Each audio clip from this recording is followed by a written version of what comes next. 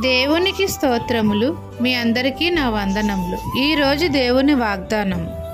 యెహోవా కొరకు ఎదురుచూచువారు నూతన బలము పొందుదురు. యెషయా 40వ అధ్యాయము 31వ వచనము.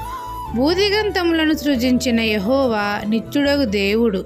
ఆయన నిన్న నేడు రేపు ఏకరీతిగా ఉన్నవాడు అనువాడును.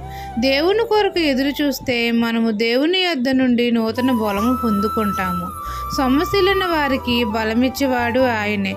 శక్తిహీనులకు బలాభివృద్ధి కలగజేయువాడు ఆయనే. ఆయన సొమ్మసిల్లయుడు అలయుడు. ఆయన అధిక శక్తిమంతుడు, బలవంతుడు. తండ్రి యందు నమ్మిక ఉంచితే బలహీన సమయంలో మనకు బలము అనుగ్రహిస్తాడు. యెహోవా కొరకు ఎదురుచూచు వారికి నూతన బలము అనుగ్రహిస్తాడు.